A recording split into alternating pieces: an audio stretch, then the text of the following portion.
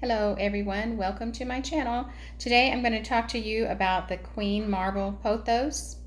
I got this cutting a while back and I just put it in some water and waited till it rooted, and then I put it in a pot, and this is how it grew, which doesn't seem overly impressive, and that's because the pot was outgrown very quickly. With this pothos, it grew down the shelf and across the floor, and it got so heavy it tipped over, and I ended up losing a lot of my potting soil, so it kind of upset the plant and it started not doing too well. So I had to cut a bunch of it off, and this is what I did with the part that I cut off. And take a look at it. It is just beautiful. I just put it in a jar of water and it's growing so amazing. This is how it looks together. Now I'm going to be repotting the small one again, trim it back, cut it back, so it's going to look pretty small, but I'm going to put all of this in water and just have a small plant to begin with, and then once I get the roots in, I'll probably put it in a big nice pretty pot. But it just outgrew it so fast, and if you'll look close, look at the marbling on this plant. If the Queen Pothos gets a lot of sunlight, it will give you this marble. If it doesn't get enough sunlight, it's going to be dark and it's not going to be pretty like this.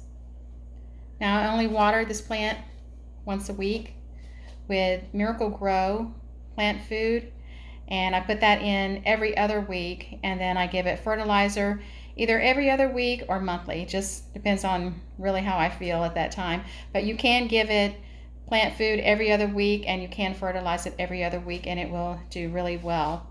Now I use a 10-10-10 fertilizer, which works great for indoor plants.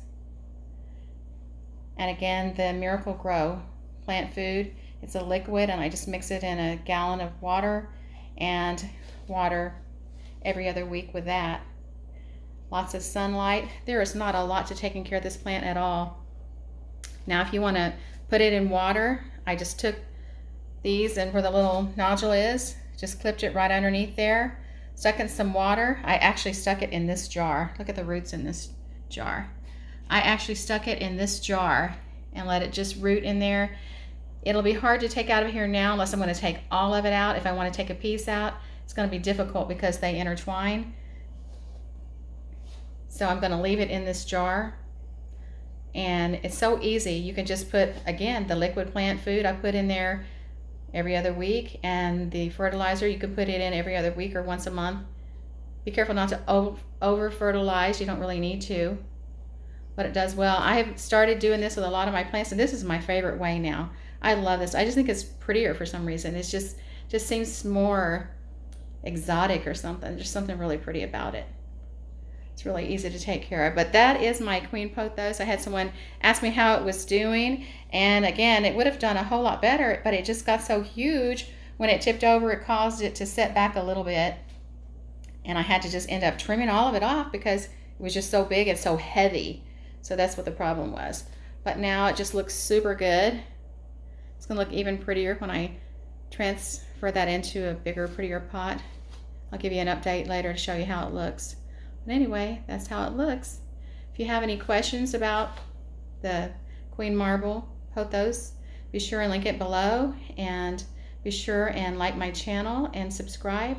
Thank you so much for watching, and I'll see you in the next video.